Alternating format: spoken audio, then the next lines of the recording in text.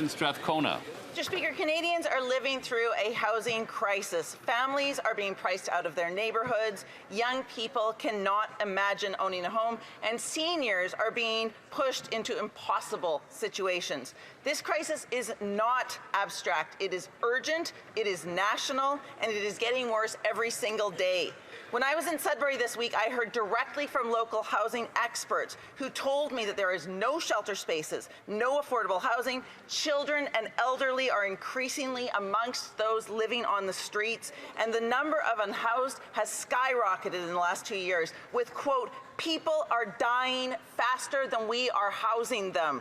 This is why I'm calling on the Government of Canada to finally declare a national housing emergency and act on it. That would actually unlock real tools, real coordination, and real funding to deal with the challenge happening in our communities.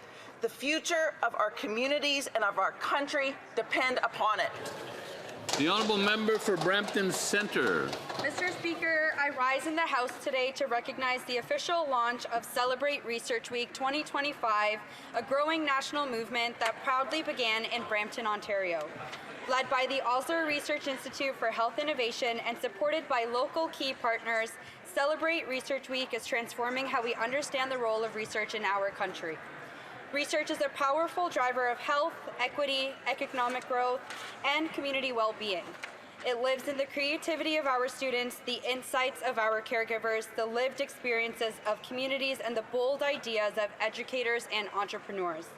Throughout this week, events are taking place across Ontario and Canada that elevate the visibility and impact of research in everyday life. Today, I ask all members to join me in congratulating the City of Brampton, the Osler Research Institute for Health Innovation, and all participating institutions and communities across the province for their leadership. Thank you, Mr. Speaker.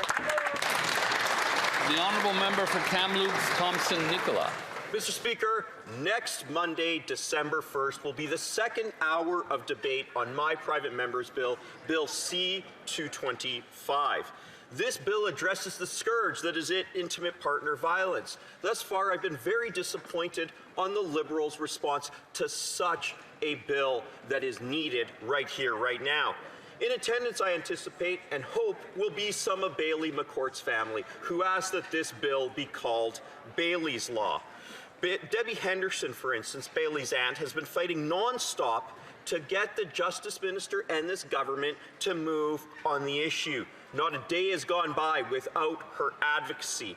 I would like to thank the McCourt family for the honor in asking for this to be named Bailey's Bill. Let us not forget the other victim that was with Bailey, Carrie Weeb, Bailey's mother, Karen.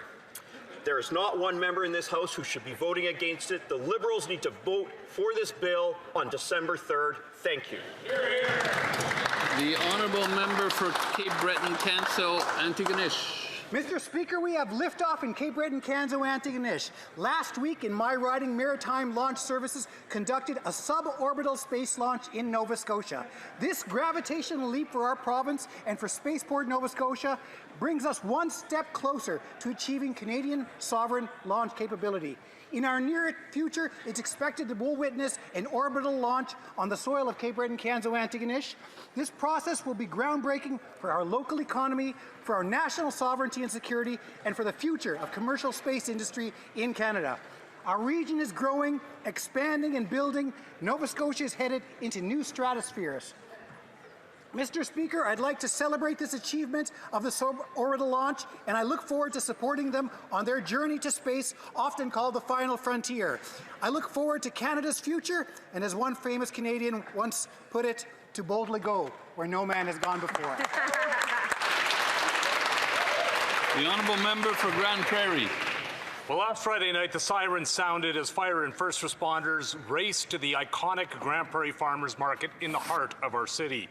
Thankfully, the market was closed for the day and no one was injured, but the flames rendered the building unusable. This tragedy has come at the worst time that it possibly can. In the lead up to Christmas, locals depend on the market for baking, gifts, and other holiday goodies, and the makers, bakers, growers, and crafters who sell their products depend on the Christmas sales to carry them throughout the rest of the year. Our community will come together because that's what we do. And I'm sure in time the building will be rebuilt. But in the meantime, our community will travel a little bit further to Evergreen Park to support those vendors who desperately need our support. We thank the city and county firefighters, including members who were off duty who raced to the scene of the fire to put out the flames. Thank you to the market staff and the vendors for your resilience, and thank you to our community who will step up and support our Grand Prairie Farmers Market as they seek to serve us as they always have. The Honourable Member for Thérèse de Blainville. Mr. Speaker, Canada and Quebec have lost a visionary and a pioneer. The late René Dallaire was a man of courage, energy and optimism. An elite skier at the age of 19, he became quadriplegic after a brutal fall. Driven by extraordinary perseverance, he went on to earn his MBA, worked for 20 years as a finance director, and in addition became the first Quebecer to use a head-controlled wheelchair. He was also active in several organizations working to defend the rights of people with physical limitations. Then, in 1994, he founded the Quebec Adaptive Sailing Association and created the Quebec Cup Regatta, which brings together sailors with physical disabilities. René Dallaire inspired us to push our limits, whatever they may be. We offer our sincere condolences to his family and to all those who had the great privilege of knowing him. Thank you. The Honourable Member for Wellington-Halton Hills North. Mr. Speaker, it's a privilege to represent Wellington-Halton Hills North. The Canadians who live in the riding, in Wellington County, in the town of Halton Hills, and the city of Guelph are truly exceptional. In the last 7 years, 3 people from Guelph and Wellington County have received the Nobel Prize. Donna Strickland received a joint Nobel Prize in physics. David Card and Peter Howitt separately received joint Nobel Prizes in economics. This global excellence is extraordinary, coming from Guelph and Wellington County, a community of merely only some 200,000 Canadians. What was it about the Guelph and Wellington County of the 1960s and 70s when these extraordinary Canadians came of age that produced such global excellence? Whatever it was, Canada needs more of it. Congratulations to all 3 of these extraordinary Canadians.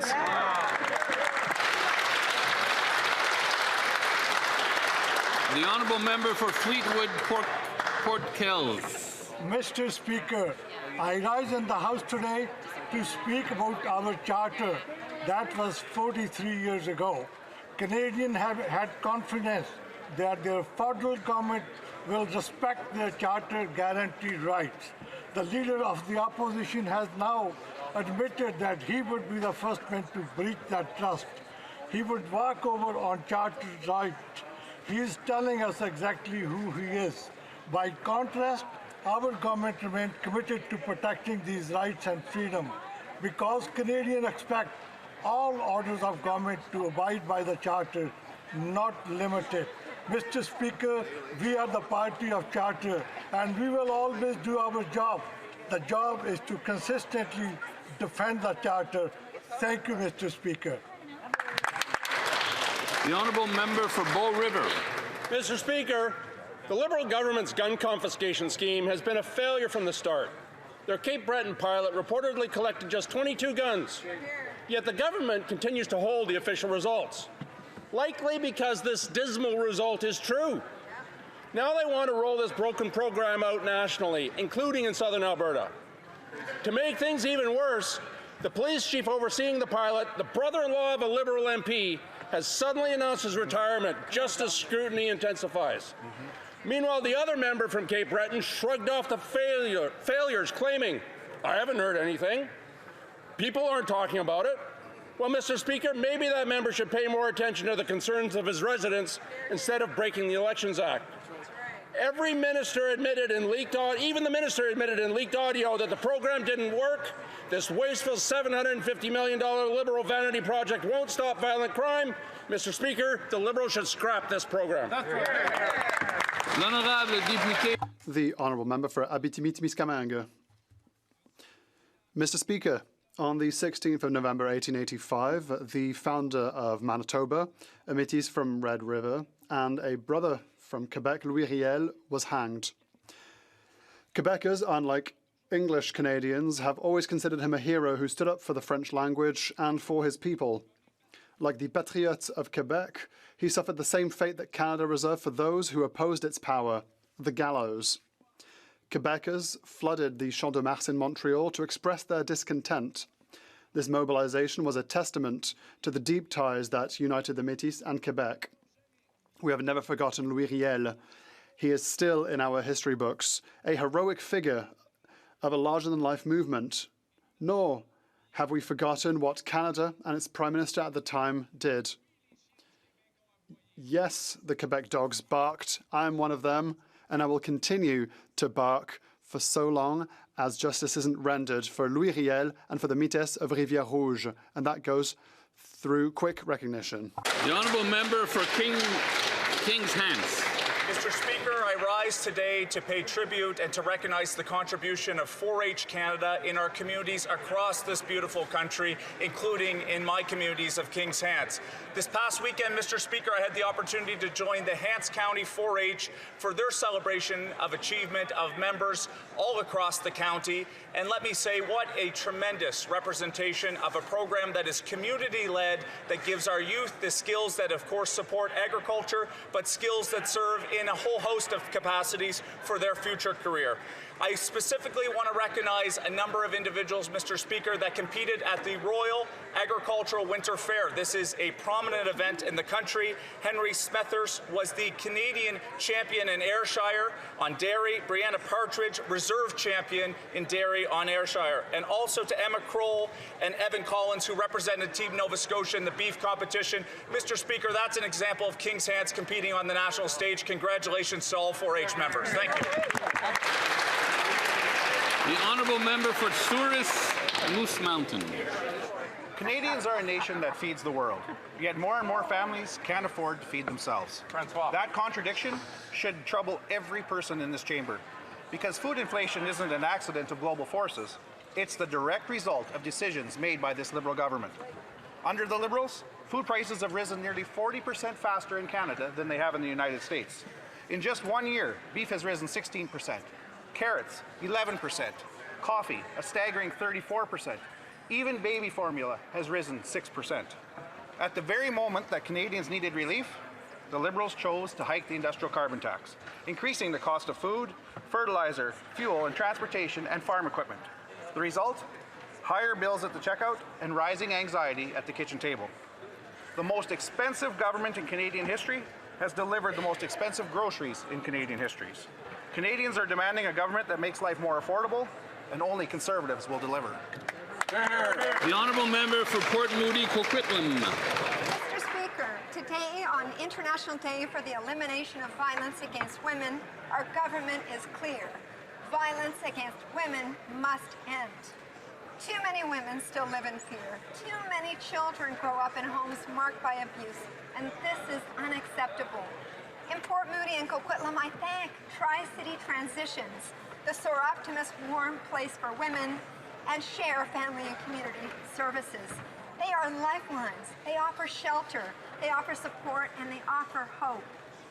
To the women who bravely step forward and to those who walk beside them, we honor your courage. Our government is investing $224 million over 5 years to prevent gender-based violence and expand survivor supports. We will not stop until every woman can live free from violence. The honourable member for Aurora Oak Ridges, Richmond Hill. Mr. Speaker, hard-working Canadians are struggling, lining up at food banks and paying eye-wateringly high Liberal taxes. You know who isn't struggling, Mr. Speaker? The Prime Minister, his corporate elite buddies, and Brookfield. As Canada's #1 tax dodger, Brookfield avoided paying $6.5 billion in taxes.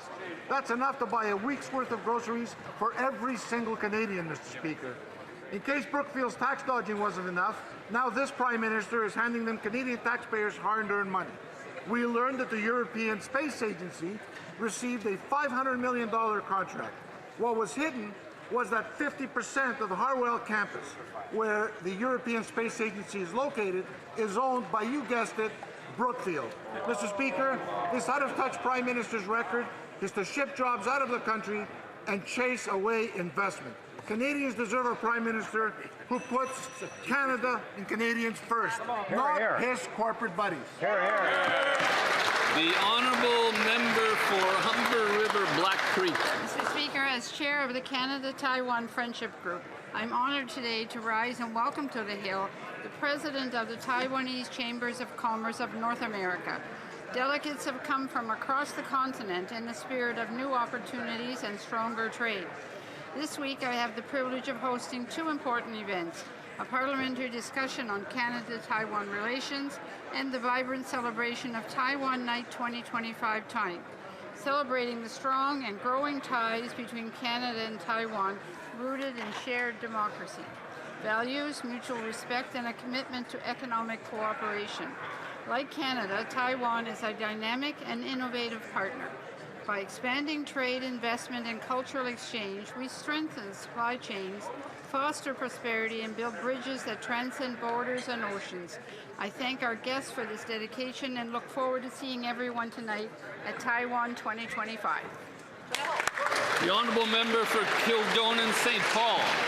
Prime Minister positioned himself as the so-called man with a plan to save Canada from Mr. Trump. He promised he would deliver a trade deal by July 21st, but he failed to deliver on that promise. And now, as a result, Canada is losing thousands of manufacturing jobs. Breaking his promise has real consequences. Businesses are packing up and leaving Canada for greener pastures in the U.S., where there's tariff relief, lower taxes, and less regulation. And now the Prime Minister is treating this issue as it's irrelevant. Who cares, he said, about the negotiations breaking down? And then he doesn't, quote, have a burning issue to speak with the President about right now, end quote. It is outrageous, Mr. Speaker, that the Prime Minister of this country would even say that thousands of jobs in steel, autos, forestry, and countless other industries are bleeding, and Canada is on the precipice of losing tens of thousands of good-paying Canadian jobs. So who cares, Mr. Speaker? Well, Conservatives care. And we are the only ones that will deliver a Canada to make it the best place to build, to hire Canadian workers. Only Conservatives will deliver on that promise.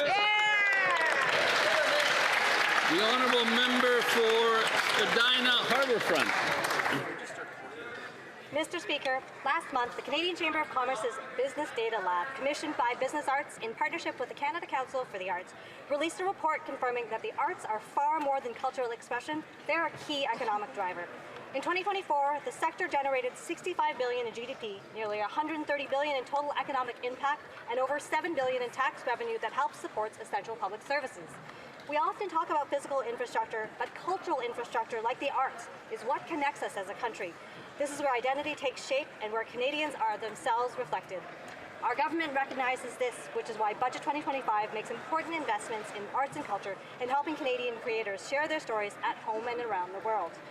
This evening, I invite all members to attend the Canada Live Performance Arts Industry's reception with industry leaders, artists, and a very special performance by iconic Canadian musician Alan Doyle. Thank you. Oral questions, questions orales. The honourable leader of the opposition.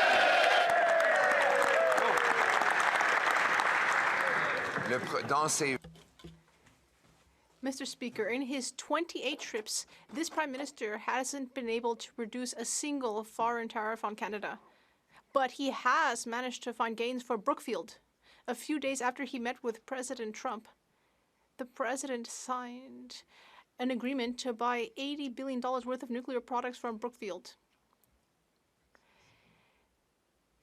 Meanwhile, the Prime Minister is spending millions of dollars for a special project in Europe on the Brookfield campus. Why is it that every time the Prime Minister goes abroad, Canadians get poorer, but Brookfield, his business, gets richer? The Right Honourable Prime Minister.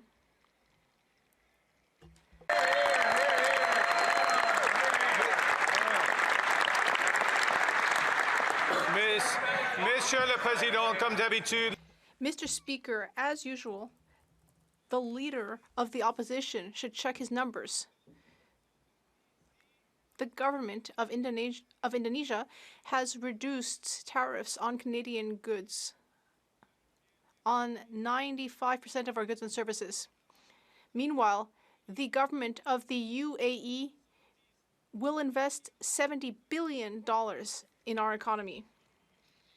No, not the Right Honourable. The Leader of the Opposition. The Honourable Leader of the Opposition. Since the Prime Minister was elected promising, quote, to negotiate a win with the U.S. American tariffs on autos, aluminum, and steel have doubled, and on Canadian lumber, they've tripled. Not a single American tariff has been reduced since he promised he would reduce them. And now he says, who cares? Yep. Mr. Speaker, I care about the 3,000 auto workers that I met on the picket line in Brampton who are out of a job. I care about the 8 mills that have closed because the Prime Minister failed to deliver a deal. The workers on those lines, they care. Canadians care. Why doesn't the Prime Minister care? The Right Honourable Prime Minister. Mr. Speaker, since I became Prime Minister, Canada has secured the lowest tariffs of any country in the world. On 85% of our goods, the tariffs are zero. Yes, Mr. Speaker, there are sectors, the auto sector, the steel sector, the lumber sector, the aluminum sector, that are under pressure. We care. We're acting in those sectors. There will be announcements this week to further support. The Honourable Leader of the Opposition. Before the election, he promised elbows up. After, it was who cares? Before the election, he said the tariffs were an existential crisis. Now he says they're not a burning issue.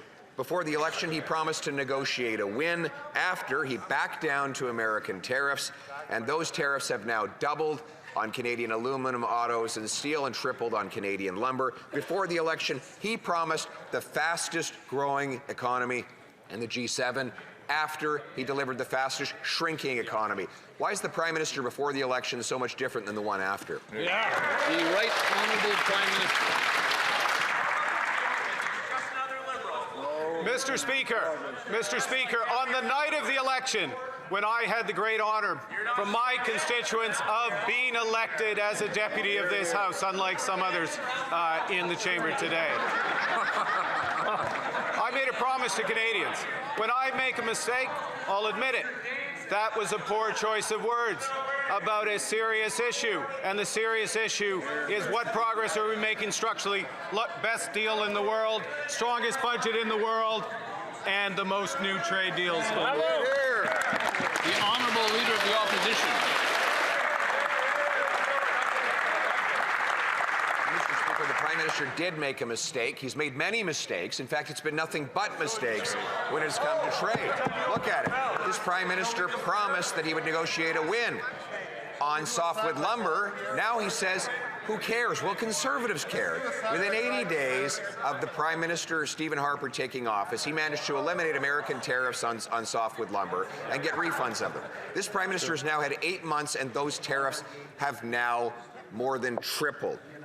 Prime Minister asks, who cares? I can tell you, on behalf of all the MPs on this side, we care about the jobs that are being lost in Lumbertown. Why doesn't he? The Right Honourable Prime Minister. Mr. Speaker, this government cares about creating jobs in this country. That's why we proposed a budget before this House that catalyzes $1 trillion of investment over 5 years. The member opposite and his colleagues, those who could make it into the room, voted against that budget, voted against Canadian workers, voted against Canada's future. We believe in this country, Mr. Speaker, and we are building it. The Honourable Leader of the Opposition. Well, Chinese, American, Indian, and other tariffs have only gone up since the Prime Minister began his 28-trip journey around the world. He hasn't had a single solitary win. In fact, the only wins he's had are for Brookfield. Just days after he met with the President, Trump signed on to $80 billion of nuclear purchases from Brookfield. And then he gave $500 million of our tax money to the European Space Agency located on Brookfield's campus. Why is it that whenever he spends his time and our money, Canadians end up poor and he and Brookfield end up richer? The Right Honourable Prime Minister. Mr. Speaker, not for the first time, the Leader of the Opposition needs to check his numbers. The government of Indonesia is reducing tariffs on 95% of Canadian goods. Canada has the best deal with the United States. 85% of our goods are tariff-free. The United Arab Emirates is just confirmed that they want to invest $70 billion in this country. Wow. They believe in Canada's future. Why don't the members up? The Honourable Leader of the Opposition. Right, and he arrived just a few days after Brookfield's CEO, lining up with the same interests that are not Canadian interests, Mr. Speaker. Speaking of Canadian interests, this Prime Minister opposed the pipeline from Alberta to the Pacific, just like his Liberal predecessor blocked that same pipeline. On Thursday, he'll make one of his grand announcements, waving around a meaningless so-called Memorandum of Understanding.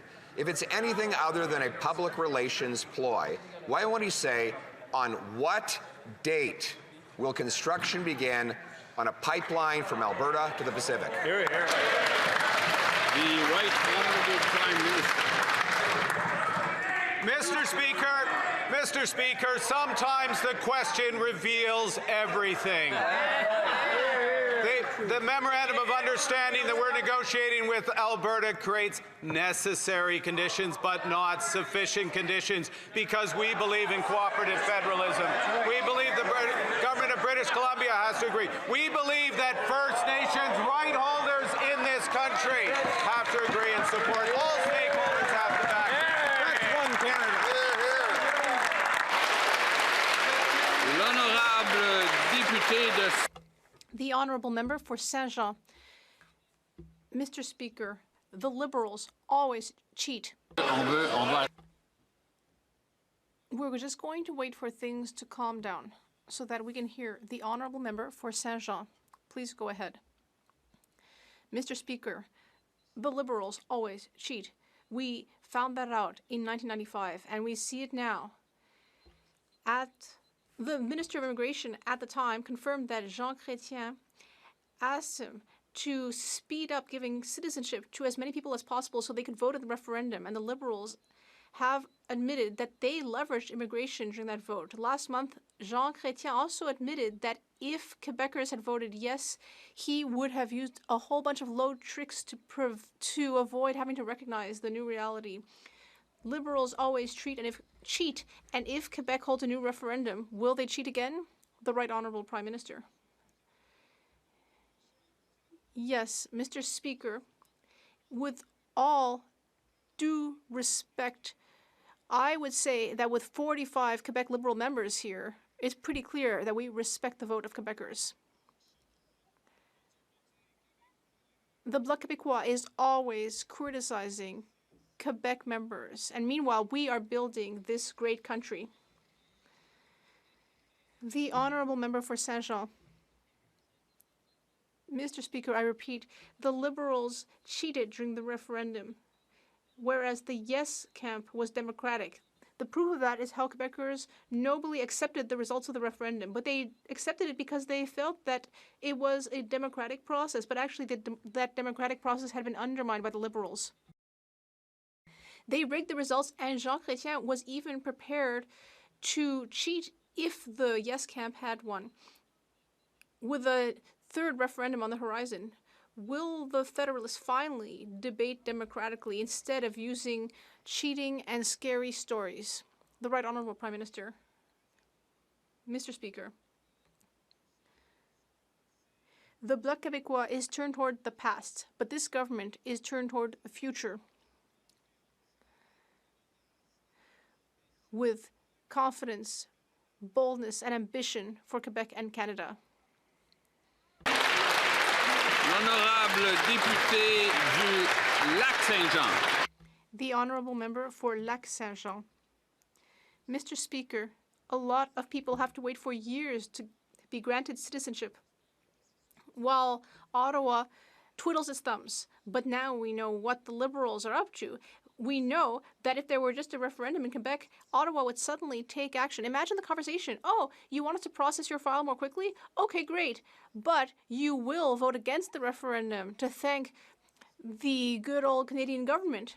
How is it that Canada's immigration system is always broken except when there's an opportunity to harm Quebec? The Right Honourable Prime Minister. Mr. Speaker, once again, the Bloc Québécois is trying to scare us. Canada attracts the best people in the world.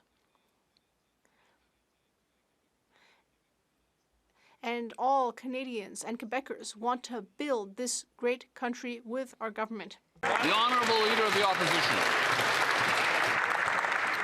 Mr. Speaker, the Prime Minister apparently hasn't read our Constitution, which indicates that the federal government alone has jurisdiction over pipelines that cross borders. Let me quote 9210. Federal jurisdiction applies to works and undertakings that connect one province to another or extend beyond provincial limits. In other words, it is exclusively the federal government's decision on whether to approve a pipeline. It was this federal government that blocked the last pipeline. So can he confirm, once and for all, is he deciding unilaterally to give veto to NDP BC Premier to block a project that Canada needs? The Honourable Government House Leader. Mr. Speaker, last week we talked about that big, long, giant pipeline of hot air that animated the country for 10 years during the government of which that member was a member. Not a single milliliter of oil reached Tidewater under the Harper era. In a Liberal government, oil exports have increased. Oil exports to Tidewater, thanks to the purchase of the Trans Mountain Pipeline, have increased. Canada is a conventional and a renewable energy superpower, and that will continue. The Honourable Leader of the Opposition. Mr. Speaker, it really is embarrassing that a Prime Minister who claimed that he was the man with the plan cannot even stand up and debate me about pipelines on the floor of the House of Commons. He's afraid.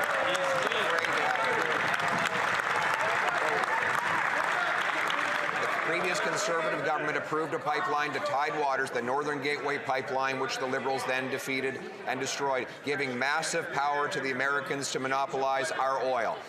Will the Prime Minister, who promised to act with unimaginable speed 8 months ago, finally stand up for Canadian workers and confirm that he will approve a pipe to the top? The Honourable Minister of Natural Resources.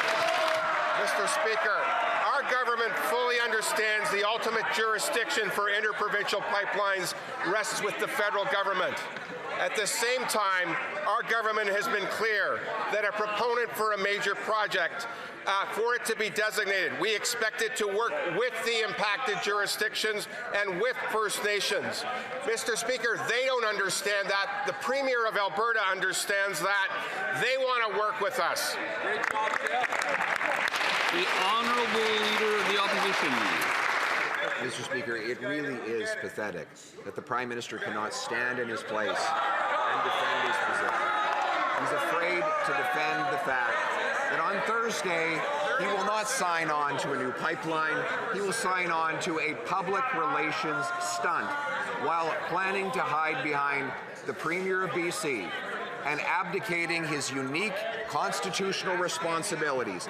If he wanted a pipeline, if he no longer believed in the keep it in the ground extremist ideology that he supported for 10 years, then he would stand up today and say that he will approve a pipe to the Pacific. Will he?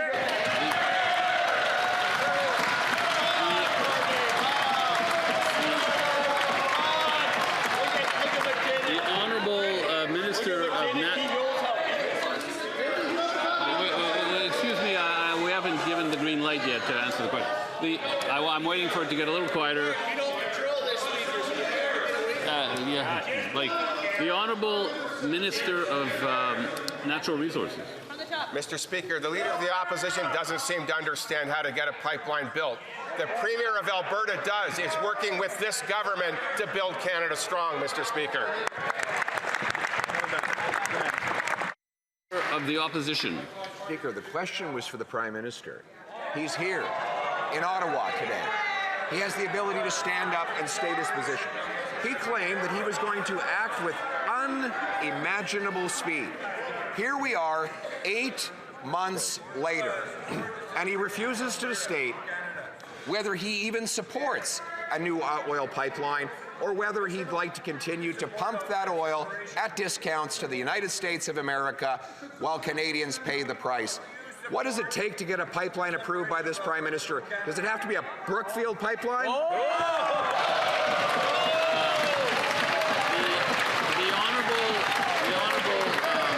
government House Leader. Mr. Speaker, natural resources projects, interprovincial resource projects, there are indeed a great deal of those. The federal government has a unique role and must ensure that our obligations to First Nations, our obligations to other provinces, to communities, to consulting are present and those conditions are met, and then we are able to proceed. The Leader of the Opposition, now that he's standing right there, may want to stand up and say what part of that process would he not respect, Mr. Speaker? The Honourable Leader of the Opposition. I don't respect the idea of standing in the way of Canadian energy workers and giving our oil to the Americans at a discount. What we would do is get the government out of the way and get the project built. The Prime Minister has the unique constitutional opportunity to do that. Section 9210 of the BNA Act makes it exclusively a federal decision. This Prime Minister is hiding under his desk rather than answering the question. 8 months after promising that he would take unprecedented action with unimaginable speed, he's done nothing. Why doesn't he get out of the way? The Honourable Government House Leader.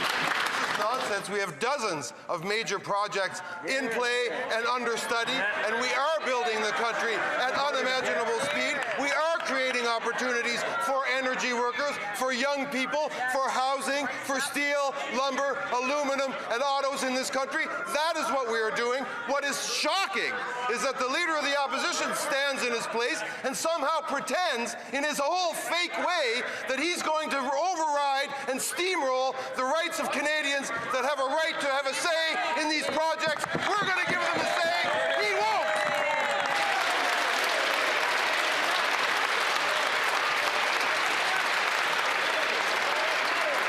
The Honourable Leader of the Opposition. While the Prime Minister hides under his desk, he puts up his House Leader to rant and rave and pump his fists in the air.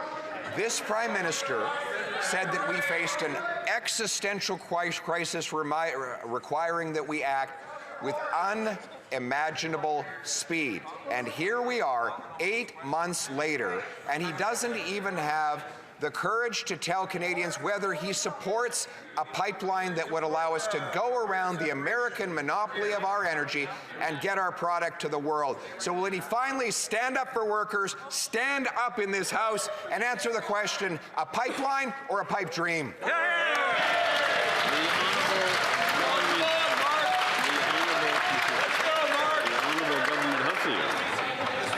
Speaking of ranting and raving, I asked the Leader of the Opposition yesterday. Two significant things were said by members of his caucus last week. Number one, the member for Calgary-Midnapore suggested the Prime Minister was disloyal to Canada. Secondly, the member for Northern Rockies repeated mega claims that immigrants were the cause of economic slowdown in Canada. He should stand in his place right now and apologize for those comments. Take those members to task and do something for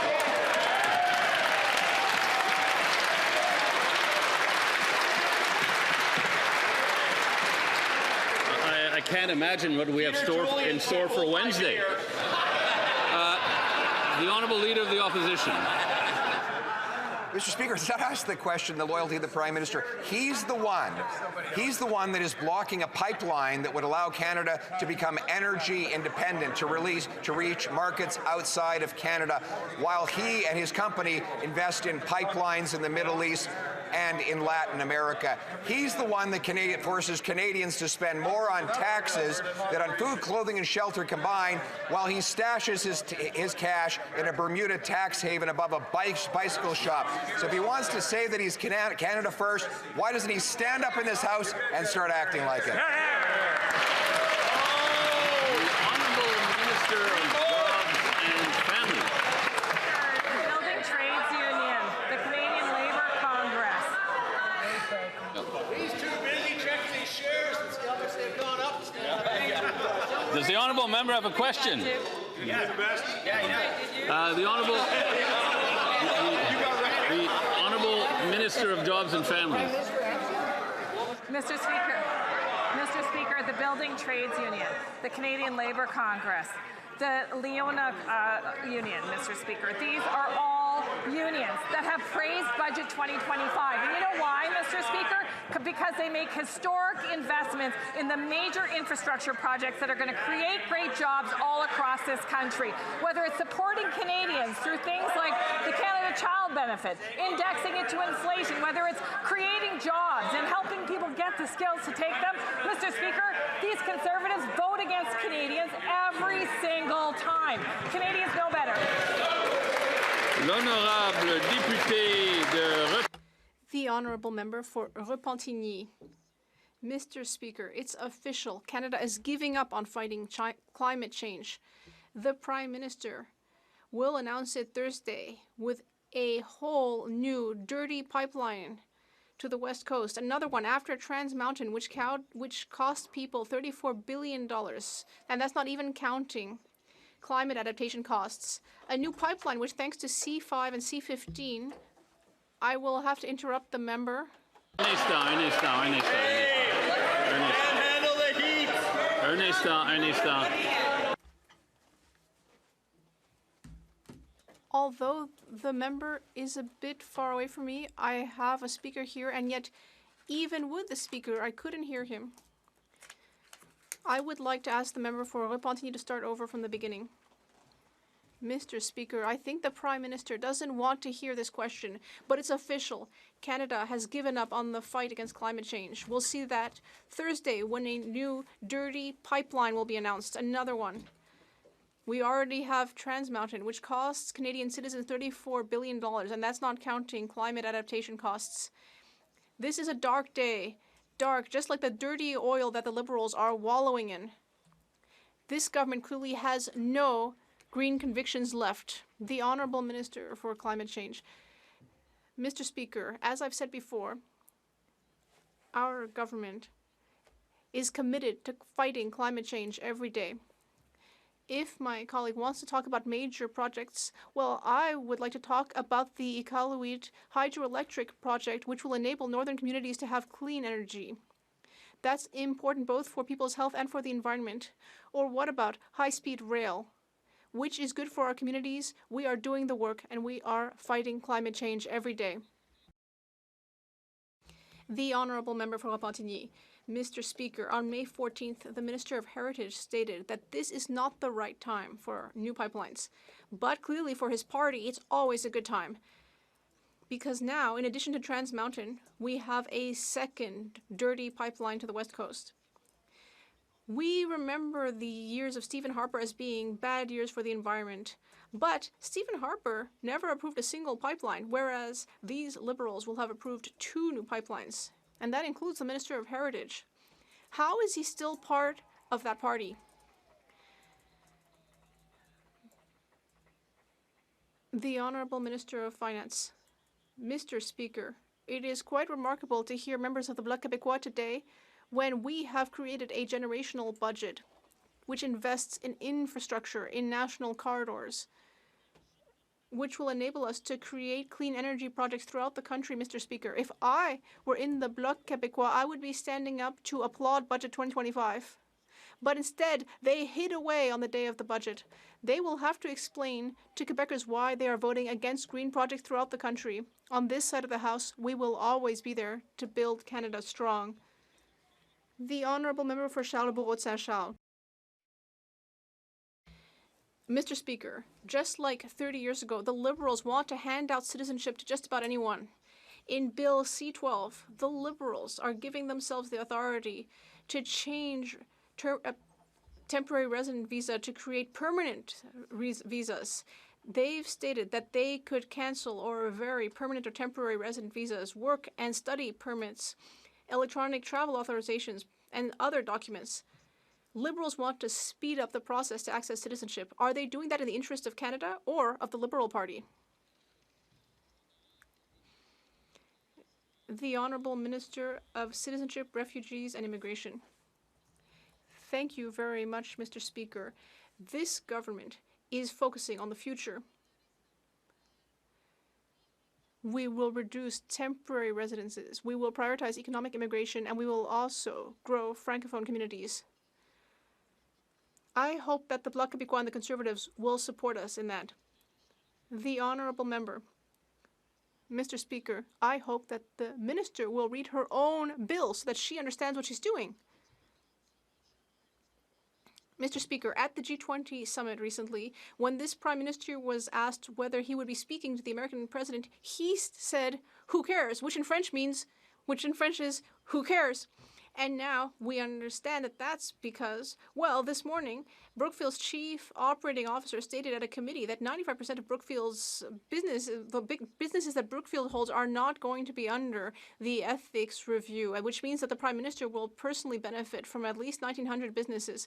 And now we know why he doesn't care about these 3,800 employees in the aluminum sector. The Honourable Government House Leader. Mr. Speaker, these Conservatives keep repeating these empty, completely hollow allegations without a shred of truth to them. It's shocking to hear from my veteran colleague. As he knows perfectly well, we have one of the strictest ethics codes in the entire world, which the Prime Minister is following to the letter. The Honourable Member for York-Durham. The Prime Minister was elected on a promise to negotiate a win, a good deal with the United States. But when asked about it on the weekend, he said, "Who cares? It's just a detail," and that he would speak with the President when it matters. From negotiate a win to who cares in a matter of months. Who cares about our most important trading relationship? Canadians care. Ontario's auto industry is more than just a detail. It matters to the thousands of workers in York and Durham regions, and it matters now. Well, the Prime Minister explained to Ontario's auto workers why he said, "Who cares?" The Honourable Minister responsible for Canada-US trade. Mr. Speaker, as we said yesterday, just because our colleague keeps repeating the same inaccurate phrase doesn't make it real. The Prime Minister has said that our government will always stand up for workers in the auto sector, in the steel sector, in the aluminum sector, in the forestry sector.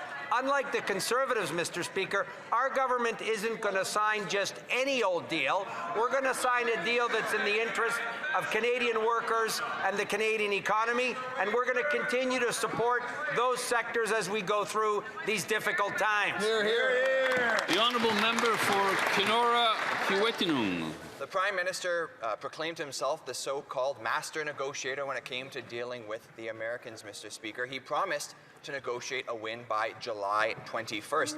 Now, months after failing to do so, he says, "Who cares?" Well, Mr. Speaker, I can tell you who cares. Conservatives care, and the workers, the sawmill workers in Ear Falls, hundreds of which who have lost their jobs, they care, Mr. Speaker. So will the Prime Minister look at those workers and tell them who cares? The Honourable Minister of Natural Resources. Mr. Speaker, we care about the forestry industry. That's why we've announced $1.2 billion in support for the industry. That's why we're meeting almost every day with the industries, as recently as last night, Mr. Speaker. And we have good news for the opposition. There will be new supports coming this week for the forestry product sector. The Honourable Member for Regina Wascana. Mr. Speaker, during the election campaign, this Prime Minister said he would be elbows up when dealing with the existential crisis of Trump's tariffs. Now, months after failing to negotiate a win, he's saying, "Who cares?" Well, I'll tell you who cares. Conservatives care, and so do the 1,200 steel workers at Interpro Pipe and Steel in Regina, whose jobs are under threat because of this trade war. How can the Prime Minister look the 1,200 steel workers at Interpro Pipe and Steel in the eyes and tell them who cares? The Honourable Minister. Again, Mr. Speaker, our colleagues keep repeating phrases that they know are not accurate. What is accurate, Mr. Speaker, is our government has always supported the hardworking women and men who work in our steel sector in every corner of the country. We've put in place unprecedented support measures. We're prepared to continue to do more. The Prime Minister met with industry leaders in this sector last week. Mr. Speaker, we'll always stand up for the hardworking women and men in our steel sector and other sectors of the Canadian economy. Hear, hear. The honourable member for Milton East, Halton Hills South. Mr. Speaker, Canadians want to see real results, new jobs, new opportunities, and growth that supports families and businesses in communities like mine in Milton and Georgetown. This past week, the Prime Minister and the Minister of Foreign Affairs were in the UAE and South Africa, making deals, securing those opportunities, and showcasing the best of what Canada has to offer. Could the Minister of Foreign Affairs update the House on how Canada is leveraging our strengths to deliver real benefits to Canadians? The Honourable Minister of Foreign Affairs. Mr. Speaker, I thank the honourable member for her question. Everywhere I go, people say they want more Canada. And last week, the Prime Minister confirmed the largest foreign investment commitment in Canadian history at $70 million. In addition, we have launched trade negotiations with India for a comprehensive economic partnership agreement, Mr. Speaker. We are building the strongest economy in the G7 by unlocking generational investments. Vive la Canada! The honourable member for Foothills. 3 years ago, the Finance Minister promised Canadians he would stabilize food prices by Thanksgiving. Well, 3 pumpkin pies have come and gone, and food inflation is 50% higher than target. What could possibly have gone wrong when the Finance Minister promised tools like the Grocery Code of Conduct would lower grocery prices? Well, every single expert at the Agriculture Committee, including the President of the Grocery Code, said it was never designed to lower food prices. So will the Minister of Finance please stand and explain to Canadians why he promised the code would lower food prices when he knew it would do no such thing? The Honourable Minister of Jobs and Families. Let's talk about something other than imaginary taxes, shall we? While the Conservatives hammer away on taxes that aren't real, we are actually helping Canadians with the cost of living. Every year, Mr. Speaker, for example, the Canada Child Benefit Old Age Security is indexed to inflation. And what happens every year, Mr. Speaker? Every year, these Conservatives vote against those increases that actually help Canadians keep up with the price of living. Finally, Mr. Speaker, let me just quote the food professor, Sylvain Charlebois. He said, every year when we write Canada's food price report, climate change is the #1 wild card factor. The honourable member for Foothills. Well, the fact is, Mr. Speaker, food prices are rising because this Liberal government is the most expensive in Canadian history. And every time the Prime Minister sticks his hand in the pockets of Canadians, he drives up the price of everything. And we are seeing, with their own imaginary taxes, like the fuel tax and an increase to the industrial carbon tax, are making everything more expensive, driving up the cost to grow the food, move the food, and buy the food. This is at a time when food inflation in Canada is 40% higher than it is in the United States. Why is the Prime Minister so intent to force Canadians to food banks by increasing his taxes on food and fuel? The Honourable Secretary of State for Financial Institutions. Mr. Speaker, if that leader, that member, and that party actually cared about making life more affordable for Canadians, they wouldn't have voted against automatic federal benefits, getting 5.5 million Canadians benefits that otherwise would be left unclaimed. Benefits like the Canada Child Benefit, the Disability Tax Credit, the Canada Workers Benefit. The only thing that leader cares about is keeping his job, his dismal poll numbers, and quashing a caucus revolt. We care about Canadians, and we will deliver for Canadians. Thank you, Mr. Speaker. The Honourable Member for Lethbridge. Well, it's clear that families across the country are struggling to afford even the most basic necessities. Under this Liberal government, many Canadians have been stripped of the basic dignity of being able to provide for themselves. Since 2017, for example, the price of baby formula has gone up by 84%, leaving parents so desperate that it's actually now the #1 item taken from grocery store shelves. Yesterday, the Secretary of State for Children and Youth said or suggested that hungry infants should in fact enroll in the Liberal school food program. Wow. So I'm just curious, do Liberals understand that babies don't go to school?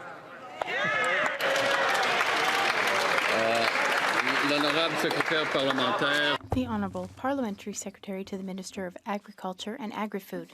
Mr. Speaker, we all want the best solution to drive down the price of food, and that's why we're working on real facts. My colleague mentioned the Agriculture Committee. Well, let me quote you the VP of Costco and other grocers, but he said, and I quote, "What drives the price of food? The first item is the commodity itself. With a bad crop, the price goes up. With a good crop, the price goes down. It has nothing to do with any policy, Mr. Speaker. We want solution. In order to drive down the price of food, we have to support our farmer with climate resilience, Mr. Speaker." The Honourable Member for Lethbridge. So I guess the answer is yes then. Liberals believe that babies should just go and enroll in a school food program that they offer.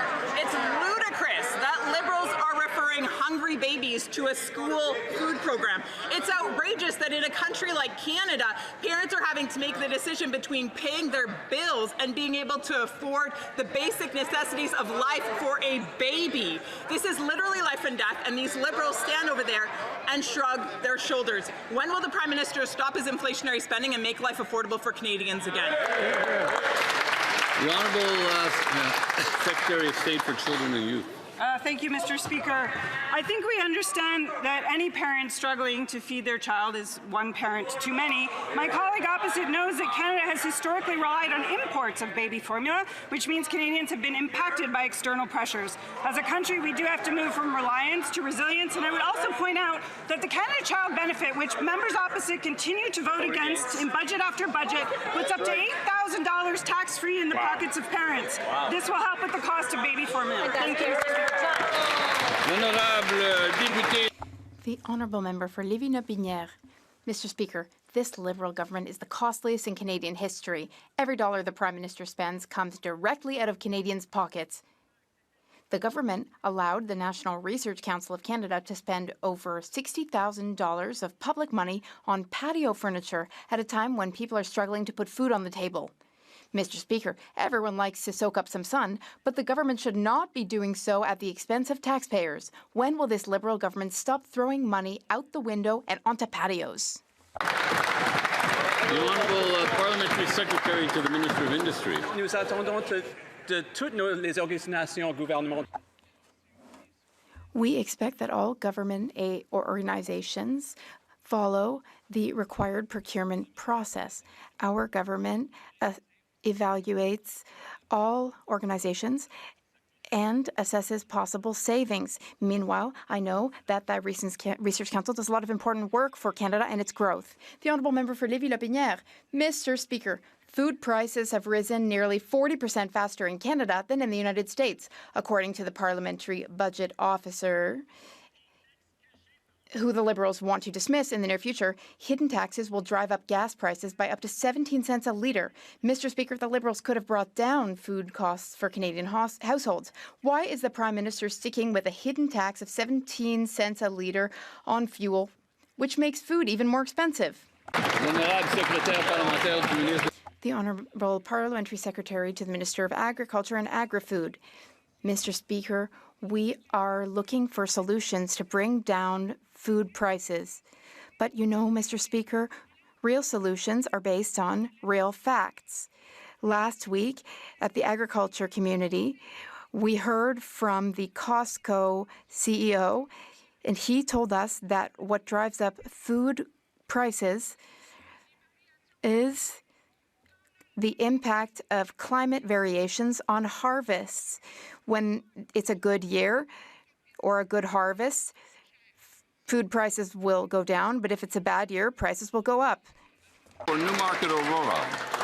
This This Liberal government is the most expensive in Canadian history. A father in Newmarket who is an engineer said to me, we cannot cover the living costs. I can only pay for the mortgage, utilities and taxes.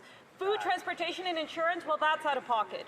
And while Canadians struggle, the Liberals keep a punishing fuel tax that adds up to 17 cents more per litre at the pumps, hiking the cost of parents driving to work, of the farmers, and the truckers who bring the food to our shelves. So why is this Prime Minister clinging to this fuel tax and doubling down on reckless inflationary spending? The Honourable Minister of Jobs and Family. Instead of the members opposite focusing on fake taxes, rather, they should support things that actually put a few bucks extra in the pockets of hardworking Canadians.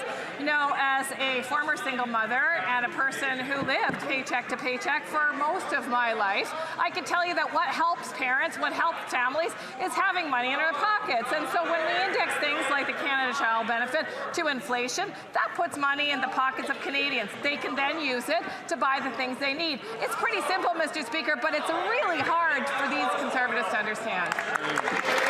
The Honourable Member for Newmarket Aurora. Fake, Mr. Speaker. The Liberals say that the cost pressures on Canadians are fake.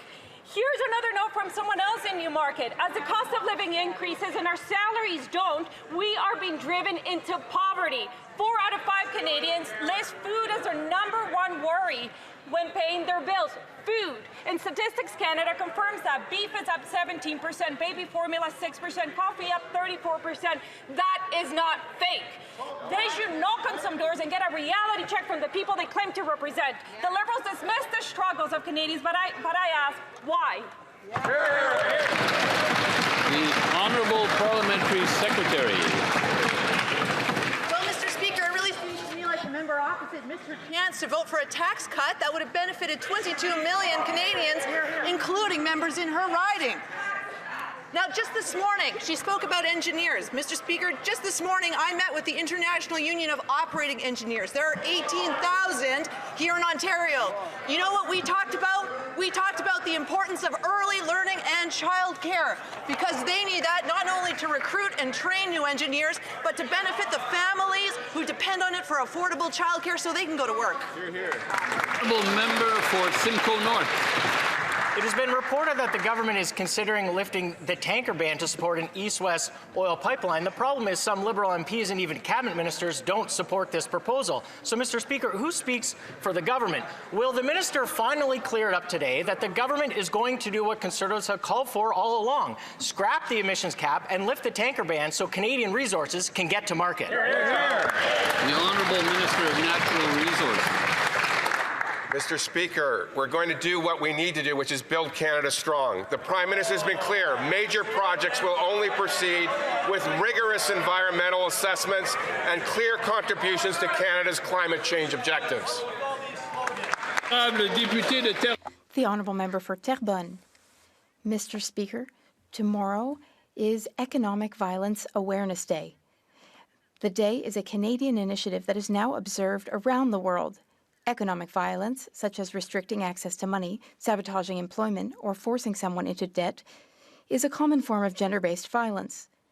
Economic violence robs people of their autonomy and limits their ability to lead a stable and fulfilling life.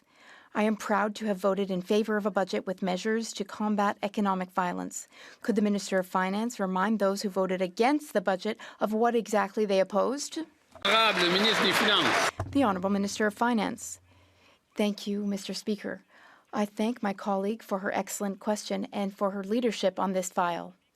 Preventing economic violence means guaranteeing access to information and financial resources. Good news, and the Conservatives should be happy about this. In Budget 2025, we announced our intention to develop a voluntary code of conduct for the prevention of economic violence. In order to do so, we will collaborate with the Canadian financial sector, because the sector plays a role in early detection of violence. Unfortunately, Mr. Speaker, some members voted against the budget in this place, but we should all support the fight against economic violence.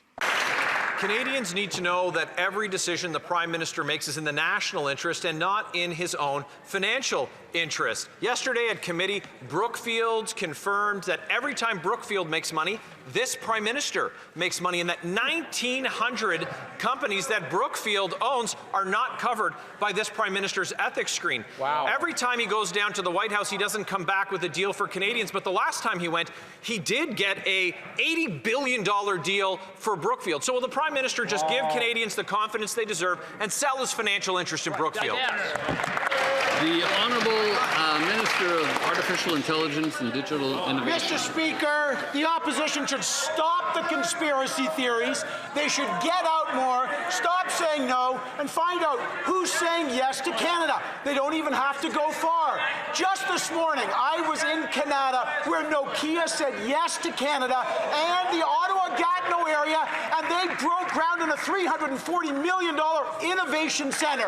They employed 2,600 Canadians. They will employ 340 more. They should do what Nokia does. Build in Canada, buy in Canada, believe in Canada. The Honourable Member for Leeds, Grenville, Thousand Islands. It must be concerning for the minister that the clerk of the Privy Council believed in the same conspiracy so much that he sold his shares in Brookfield knowing that he couldn't manage the conflict of interest in the role that he had. The same conflict that this Prime Minister has. And he's supposed to be managing this Prime Minister's conflicts. Every time Brookfield makes money, this Prime Minister is making money.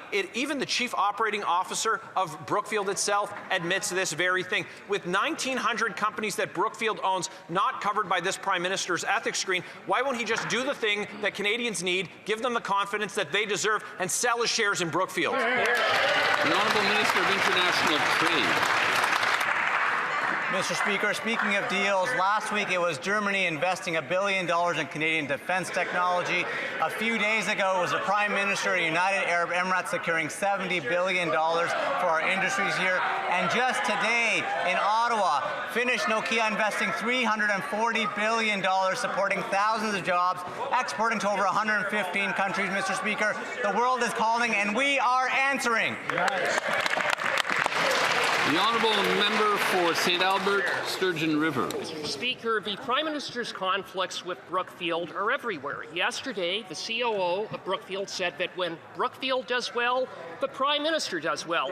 So is it any wonder that this government is helping Brookfield do well, including fast-tracking a Brookfield-owned LNG project and handing $500 million to a foreign space agency partnered with Brookfield?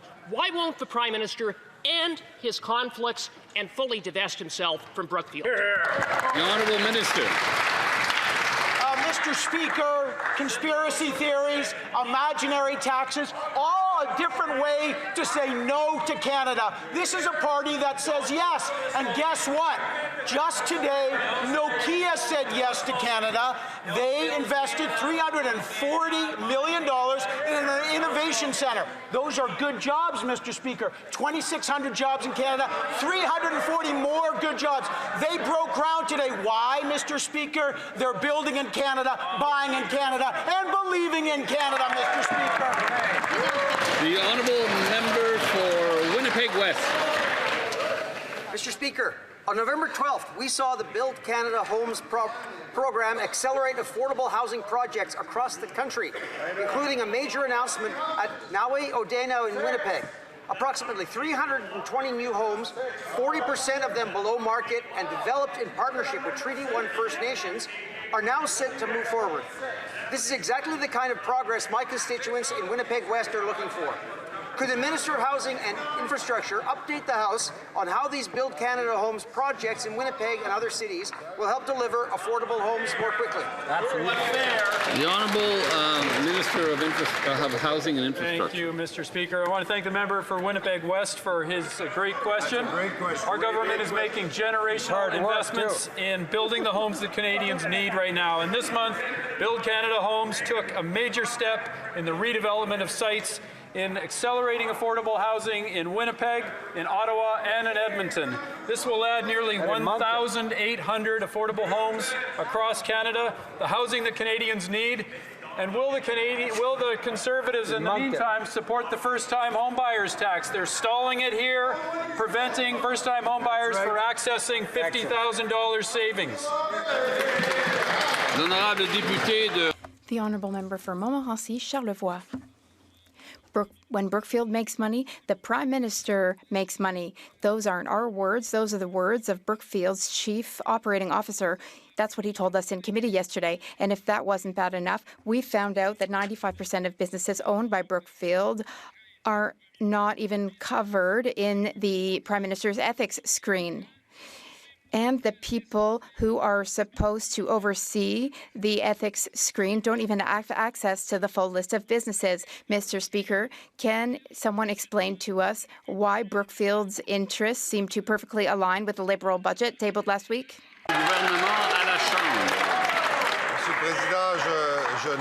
The Honourable Government House Leader.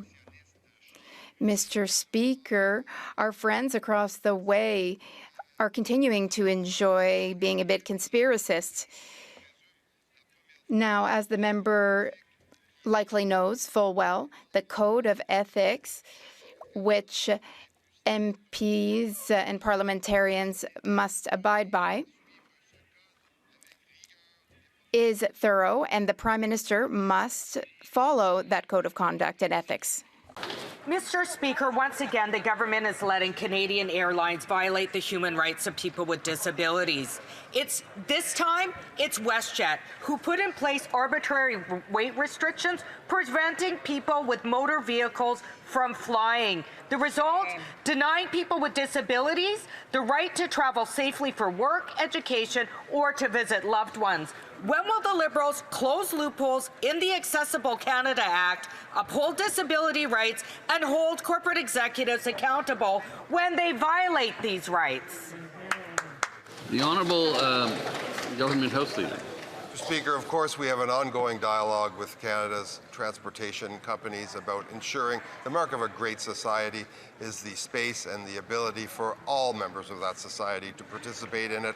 And we obviously want the transportation sector to be very reflective of that great generosity in Canada. We have a proud record on this side of the House and renewing and reaffirming our commitment to accessibility in Canada. We'll continue to do that, and we'll do that in partnership with the transportation sector.